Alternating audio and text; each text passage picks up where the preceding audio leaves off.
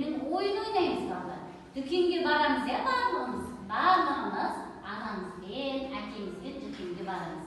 Міне сондай ойынның біз қазір бір түрін ойнаймыз кәдімгі сабағымызда. Дүкенге біз қазір жеміс-жидек сататын дүкенге келейік. Міне жеміс-жидектер осылай тұрады ya балдар, дүкенге барсаңдар, жеміс-жидектер осылай көп болып тұрады. Енді қазір осы жеміс-жидектердің ішінен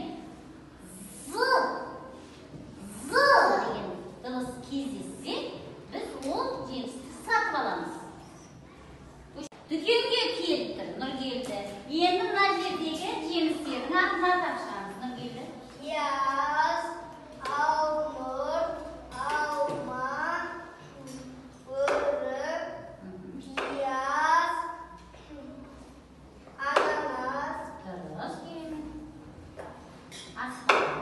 асқабақ, сарын. Бұнда жемістер де бар, және көкөністер де бар. Көкөністің сәрі, пияз дегеніміз неге жатар екен? Көкөніс. Алма құлпынай дегеніміз жидекке жатыр, балдар.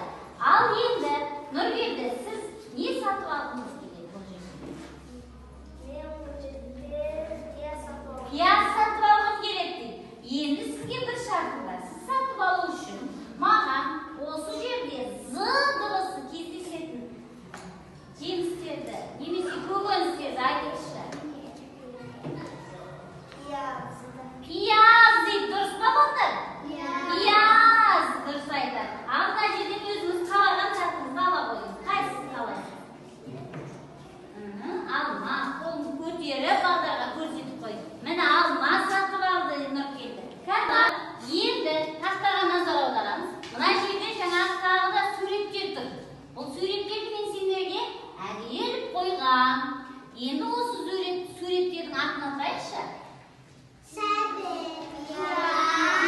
Пияз. Кім айтады екен? Пияздың дыбысы кездеседі ме екен? Арсен айта ғой. Иә, з дыбысы кездеседі екен.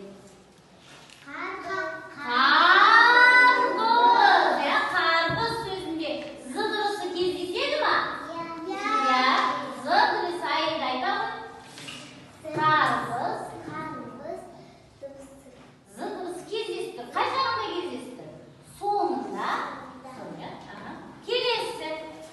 Қызғалдақ гүлі. Қызғалдақ гүлі. Қайталайықшы, қызғалдақ. Бірге айтамыз. Қызғалдақ.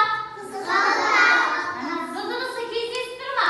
Қай жағында кездесіп тұр? Нұргелді айта ғой. ортасында. З дыбысы. Толық жауап береміз. З дыбысы ортасында келіп тұр. Қызғалдақ сөзінің ортасында келіп тұр екен. Енді барлығымыз оқулығымызды ашамыз. Оқулығымызға қараймыз. Міне з дыбысымен жаңа таныстық. Енді мына жерде ненің суретін көріп тұрмыз балдар? Қаз. Дұрыс айтады. Ненің суреті екен? Қаз. Балапандарымен кетіп бара жатыр, балапандарымен кетіп барады. Қаз. Қысқырмақты. Қаз. Қайталайық. З дыбысы қай жағында кездесті? Ортасында. Қаз. Соңында. Дұрыс айтады оларға. Қай жағында кездесіп тұр екен? Соңында. Енді қолымызды оқулыққа қойып, барлығымыз бірге не істейміз? Оқимыз.